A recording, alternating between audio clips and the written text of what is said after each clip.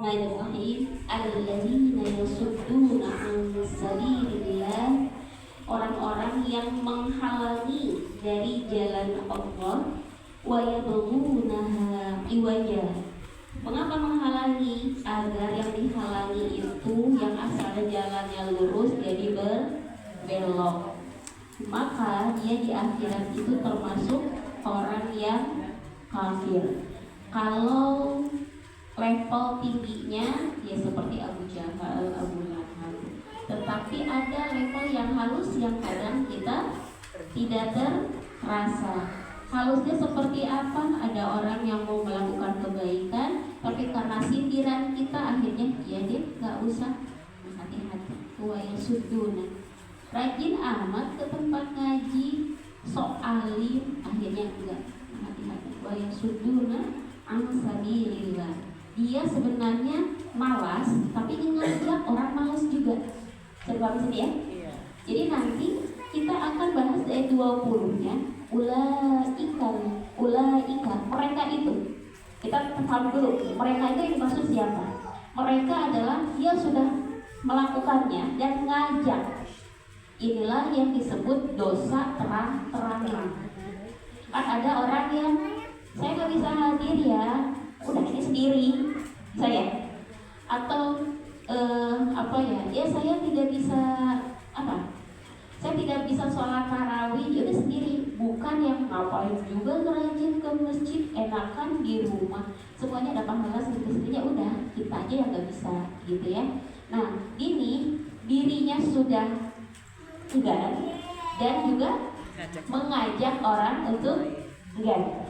Ulaika, mereka itu lam yakunu mu'jizina fil ardh, mereka itu tidak bisa mampu menjadikan penghalang-penghalang di bumi dari siksa Allah, atau pelindung. Penghalang di sini, seseorang itu berlindung biasanya dengan apa? Kekuasaan, betul. Saya mah aman karena saya mah backingannya, gitu, itu jabatannya, ya. Atau aman karena apa? Karena harta. Gampang lah, kalau ada apa-apa tinggal dibayar. Atau apa lagi? Karena jabatan, karena harta, karena dia manusia punya tadi itu backingan ya, atau dianya sendiri punya. Saya mah kenal lah sama bupatinya, teman, gitu ya. Bisa jabatan, bisa harta, bisa apa lagi? Ayo. Menjadi suka penghalang gini ya, donatur ataupun sistem kan nggak boleh loh bikin apa namanya, kalau dulu tuh yang ditandatangani sama Pak Anies Baswedan tuh Alexa atau apa gitu ya, Alexis itu tempat apa? Tempat maksiat kan. Mereka kenapa bisa mendirikan? Karena mereka aman dari sistem, tidak menyalahi sistem. Orang sistemnya juga boleh kok, tenang aja. Walaupun di demo semua orang, tapi karena dia bisa berlindung dari sistem, dia aman. Ya. Orang mau ngedemo sebesar apapun, misalkan naudzubillah ke teras Quran, tapi sistemnya sudah diizinkan oleh pemerintah, ngaruh nggak? Masih aman-aman aja. Ya, jadi manusia itu kadang menjadi kuat itu karena punya tadi bisa sistemnya melegalkan, atau tadi apa, backingannya, atau dia punya harta bisa dibeli gitu ya. Kata Allah fil ardi, penghalang-penghalang di bumi itu ya tidak bisa menghalangi dari siksaan Allah. Wa ma kana lahum min dunillahi min awliya, bagi mereka tidak ada yang bisa menolong selain Allah. Sampai sini dipahami dulu? Boleh? Bisa dipahami nggak? Saya, kalau Allah sudah mau menyiksa orang itu, walaupun tadi secara sistem legal, hartanya juga banyak, backingan juga kuat, kalau kata Allah gempa, bisa nggak bisa menghalangi. Tidak. Kalau Allah sudah berkehendak, apapun yang menjadi penghalang sudah tidak bisa menjadi penghalang lagi. Bahkan kata Allah, yudha'afu lahumul azab, dilipat gandakan kepada mereka azab itu. Bukan hanya azab saja, tetapi yudha'af, dilipat gandakan. Bukan satu azab, tapi berlipat-lipat azab. Kenapa berlipat-lipat azab? Kembali lagi tadi di ayat 19. Mereka bukan hanya enggan untuk dirinya sendiri, tetapi ngajak orang lain agar ikutin kemalasannya, keengganannya. Dari kami di sini, maka yastati'una sam'a, mereka itu adalah orang-orang yang tidak bisa mendengar dan tidak bisa melihat. Ada ayat lain, mereka punya telinga tetapi mereka tidak bisa mendengar, gitu kan? Mendengar di sini adalah hati. Mata hati mereka tidak bisa melihat, pendengaran hati mereka pun tidak bisa mendengar. Makanya terkadang kita seperti ini, kadang-kadang kita kalau udah kesal kan tahu ya dia itu begitu A, kita kan itu B gitu, baik apa misalkan, tapi kok bisa-bisanya kok dia misalkan gitu, itu tidak usah kita bingung karena sudah ada label tersendiri dari Allah Subhanahu wa Ta'ala. Banyak loh orang yang punya kuping tapi tidak bisa mendengar itu secara fisik, tapi ini punya kuping bisa mendengar tetapi pendengarannya tidak berfungsi untuk kebenaran. Namanya apa? Pendengarannya tadi kalau matanya tidak bisa melihat, pendengarannya tidak bisa mendengar. Berarti bukan hanya fisik tetapi mata hati dan pendengaran hati gitu. Kalau boleh ada hatinya tuh pendengaran. Kalau mata hati udah sering ya, mata hatinya mati gitu kan. Tapi kalau pendengaran apa? Pendengaran hati. Ya, rasa tersumbat nggak bisa mendengar ya. Jadi maksudnya dia dengar tapi dia nggak nyambung gitu mestinya gitu ya. Ya kalau mata kan, mata hatinya tuh nggak bisa gitu ya. Kalau kuping ada bahasa lain kuping hati atau apa. Tapi yang kata Allah, mereka itu tidak mampu mendengar kebenaran dan mereka pun tidak bisa melihat kebenaran. Tidak usah pusing-pusing kenapa kok dia begini kan, udah sudah ada label tersendiri dari Allah bahwa di kalangan kita, kalangan manusia itu ada yang dikasih mata tetapi tidak benar-benar bisa melihat kebenaran, dikasih kuping tapi tidak bisa benar-benar mendengarkan kebenaran. Ulaika, mereka itu juga, tadi kan udah ya mereka, sekarang mereka juga alladzina khasiru anfusahum, mereka yang merugikan diri mereka sendiri. Kita fokus ke anfusahum. Kalau kita melihat manusia itu tadi ada hartanya, ada backingannya, ada terlindungi oleh sistem. Kata Allah, yang akan lebih merugi itu bukan hartanya, bukan backingannya. Yang akan lebih rugi itu adalah anfusahum. Apa? Diri mereka sendiri. Rugi harta biasa, tetapi itu belum seberapa dibandingkan yang akan lebih rugi itu adalah dirinya sendiri. Wa dhalla anhum ma kanu yaftarun, dan lenyaplah apa yang telah mereka ada-adakan. La jarama annahum fil akhirati humul akhsarun. La jarama, pasti di sini berarti tidak akan meleset, pasti ya, pasti mereka itu di akhirat termasuk orang-orang yang rugi. Ya, bagaimana? Yang paling merugi. Jadi kalau di dunia tadi khosiru, kalau di akhirat akhsarun. Berarti kalau di dunia rugi, di akhirat lebih rugi. Kenapa? Kalau di dunia dia lapar masih ada makan, tuh ya, masih ada aja orang yang iba, masih ada aja mungkin ada orang yang ngasih. Tapi kalau di akhirat rahmat Allah itu sudah terputus, sudah nggak dikasih sama sekali. Makanya kita sudah bahas hadis Nabi. Nanti saya insya Allah ingatkan Bunda, mungkin saya akan menyertakan hadis Nabi yang perlu dihafal, yang tentang rahmat tadi, yang rahmat 100 kemudian 1 dan 99 itu ya.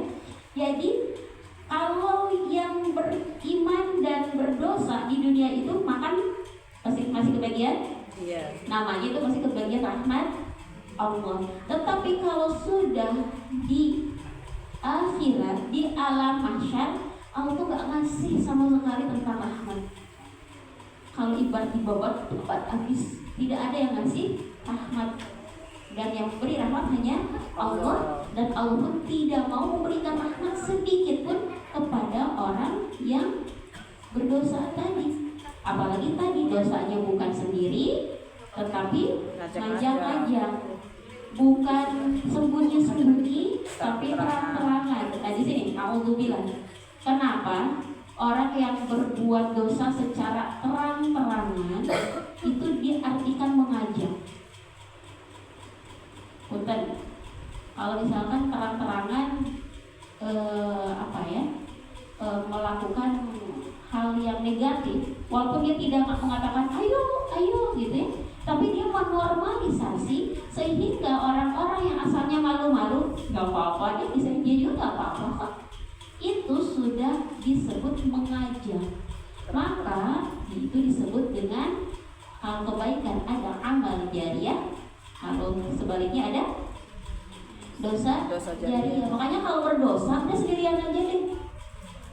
Udah berdosa di videoin lagi, yang ngikutnya banyak.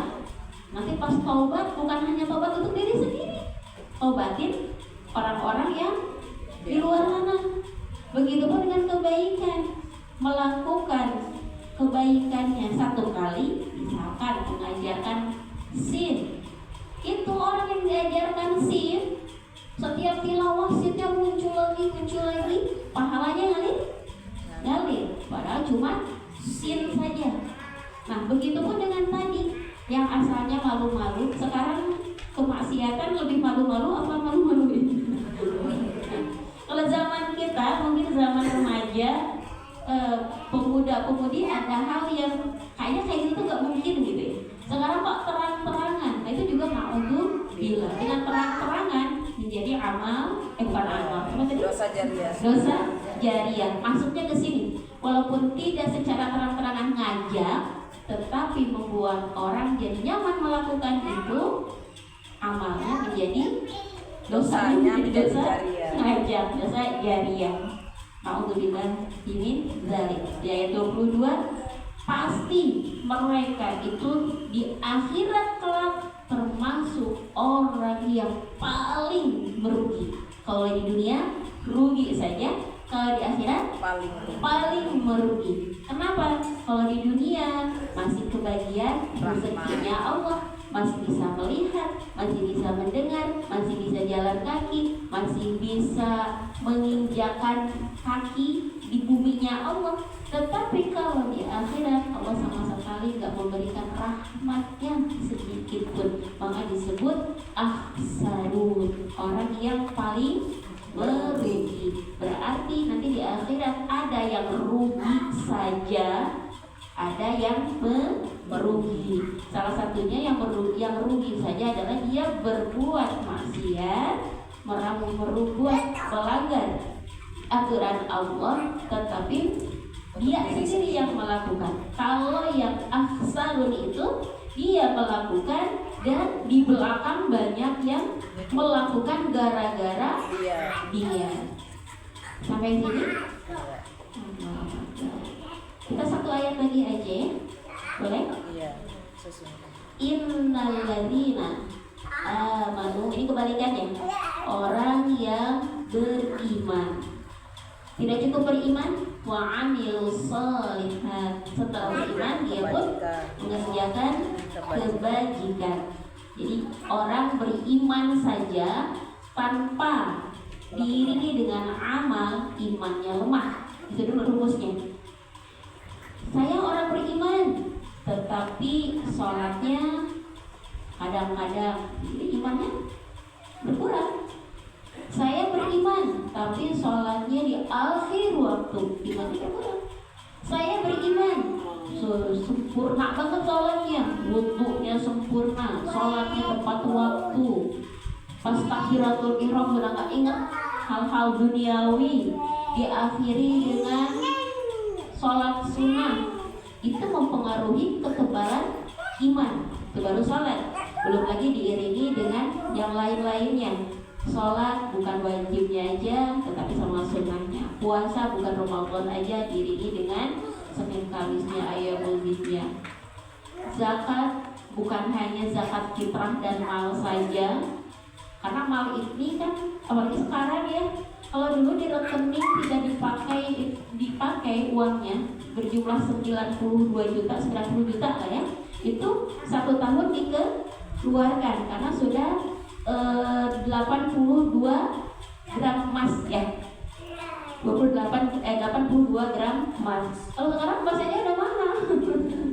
Makanya zakat mal itu di rekening 200 juta masih aman ya kayaknya ya, kalau itu saya belum hitung. Karena sekarang emas berapa? 2.600.000. Ini 800-900 ya. Wah, kalau 82 gram berapa? 2.600.000. Iya. Jadi kita ketika zakat itu ya, kalau zakat profesi apa namanya, ada zakat mal gitu ya, yang lebih memungkinkan untuk masyarakat Indonesia itu kan hanya zakat fitrah, betul nggak? Zakat fitrah itu berapa? 2,5% tadi. Amannya 3,5 ya, sebenarnya 3 lebih gitu ya. Kalau beras, berapa beras? 15.000 misalkan ya, 15.000 kali 3 45.000. Setahun zakatnya cuma 50.000 gitu ya. Kalau hanya zakat aja, itu juga sudah kewajiban sudah selesai. Nah, tadi untuk menyempurnakan amal itu, kalau dari harta selain zakat juga infak, wakaf, hibah gitu ya. Nah, tadi kan kalau puasa ada puasa sunnah, sholat sunnah. Kalau zakat dengan sedekah, bukan zakat sunnah ya. Sedekah. Apa lagi? Infak. Zakat. Bukan. Kalau syahadat, sholat, zakat, Puasa. haji. Haji kalau belum bisa haji, umroh gitu. Ayo nabung. Nah, itu semakin dilakukan maka akan mempengaruhi level iman kita. Semakin sempurna iman kita ketika amal kita semakin banyak dan memenuhi syarat. Salah satunya niat yang ikhlas. Bukan hanya banyak saja, tetapi kualitasnya pun diperhatikan. Dimulai dari niat, kedua sesuai dengan tuntunan Rasulullah Shallallahu Alaihi Wasallam. Kita lanjut. Innal ladzina amanu wa 'amilus shalihat. Ini menceritakan yang kurang baik, yang enggak baik. Sekarang menceritakan benar-benar kita berada di dalamnya. Iman dan amal sholih wa akhbatu ila rabbihim. Mereka tunduk terhadap keputusan Allah, terhadap takdir Allah, tunduk, gak mau ngelawan, gak ada istilah kenapa sih Allah ngasih ini, tidak. Oh, ini bagian saya, siap, bismillah, akan memberikan nilai terbaik dari ujian ini. Wa akhbatu, tunduk dengan semua ketentuan Allah. Kata Allah, ulaika, mereka itulah ashabul jannah. Ada yadkhulul jannah gitu kan, itu masuk. Kalau ini ashab, Lebih dari masuk, Kekal di dalam. apa? Oh ya, penghuni ya di sini ya. Ya. Penghuni surga, sahabat surga yang tidak akan keluar lagi. Udah penduduk gitu ya. Sudah penduduk situ nggak bisa keluar. Udah kalau misalkan perumahan dia memang perlu warga mana? Warga Jawa Barat, udah di Jawa Barat aja dan dibanggakan keberadaan yang di Jawa Barat ini. Itu namanya ashal, penghuni. Kata Allah, orang yang beriman yang diiringi dengan amal salih, mereka itu adalah penghuni surga. Sudah disiapkan kaflingnya di surga, rumahnya di surga, tokonya di surga. Emang ada toko? Ada di surga itu ada toko, ada warung. Apapun yang kita alami di sini itu ada di surga. Yang bedanya apa? Kita menginginkan sesuatu langsung ada, belum ngucap nih pengen langsung ada. Bedanya di surga. Kalau kita di dunia usaha dulu, pas ke pasar juga muter dulu gitu ya. Itu berbedanya. Ashabul jannah hum fiha khalidun, di dalamnya kekal. Ini sedikit berbelok. Salah satu hadis yang menjamin wanita menjamin masuk surga itu ada 4. Siapa saja? Khadijah bin Khuwailid, siapa? Istri Rasulullah. Kemudian Asia, istri Fir'aun. Ketiga, Fatimah Az-Zahra. Keempat, Maryam, ya, Maryam binti Imran, ya, anaknya Imran. Jadi Imrannya itu adalah ayahnya Maryam. Jadi kakeknya Nabi Isa, Imran itu. Nah, dari 4 ini banyak tauladan yang bisa kita ambil dan bisa disimpulkan 4-4-nya ini kenapa Allah pilih. Ternyata kemarin saya baru menghadiri parenting soalnya 4 ini kenapa dipilih. Kenapa kalau Aisyah gimana? Aisyah nanti keutamaannya berbeda, itu tentang ahli ilmu karena 2200 hadis keluar dari Sayyidah Aisyah. Tetapi yang 4 ini sudah dijamin masuk surga. Kenapa? Karena yang 4 ini adalah orang yang berkorban demi kejayaan orang di sekitarnya. Dan yang sekitarnya ini adalah orang-orang yang sukses, amal zariyahnya besar. Siapa? Khadijah binti Khuwailid. Beliau adalah istri Rasulullah. Beliau menjadi garda terdepan untuk dakwahnya Rasulullah. Kemudian siapa lagi? Asia. Nanti Asia belakangan dulu.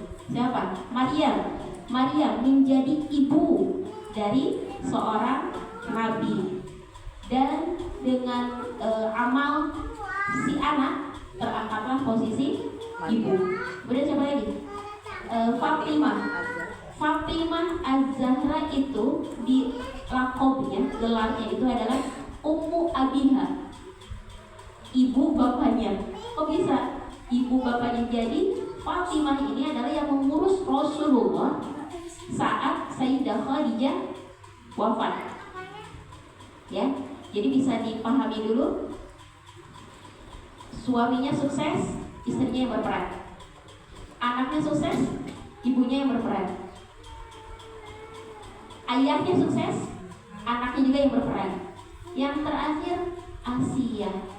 Asia ini tidak punya ibu, tidak punya anak, tidak punya yang tadi bukan ibu, bukan anak, bukan suami. Suaminya juga Fir'aun, gitu ya.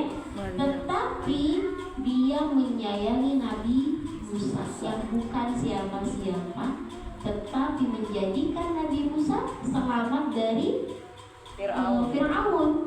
Ya, maka ini kita bisa mengambil posisi di sini. Kita mau menjadi orang garda terdepannya dakwah suami, garda terdepannya dakwah anak, garda terdepannya dakwah ayah, atau dari tiga-tiganya nih kita kayak nggak ada garda terdepan, orang-orang yang nggak ada hubungannya dengan kita. yaitu menjadi guru. Walaupun dia anak tetangga, ayo ngaji. Nanti ketika dia sukses, kita adalah termasuk orang yang menyebabkan wasilah dia sukses. Saya dipahami di sini? Ya, jadi untuk surga ini, tadi kan kita mau masuk surga nih, gitu ya. Kita ingin diakui sebagai penghuni surga, dan ada 4 wanita yang dijamin masuk surga oleh Allah Subhanahu Wa Taala. Dan ketika dibahas oleh seorang ulama, mereka itu adalah orang-orang yang berani mengorbankan dirinya. Apakah di situ disebutkan karena sholatnya yang paling penting? Tidak. Tetapi dia menjadi garda terdepan, menjadi penolong, menjadi wasilah keberhasilan tadi. Apakah anaknya, apakah suaminya, apakah ayahnya, atau tidak ada kaitannya dengan darah, tapi dia tetap menjadi orang yang berperan dalam keberhasilan seseorang. Bismillah ya, nah, kita tandai mau yang mana. Ternyata tidak bisa memikirkan diri sendiri saja kalau mau masuk surga. Yang penting kita sholat aja deh. Yang penting tidak. Ternyata ada faktor yang lain. Sholat wajib. Tapi ada faktor yang lain. Ya, bismillah. Ya. Wallahu a'lam bishawab. Untuk hari ini sampai ayat 20. Masih ada waktu, ya?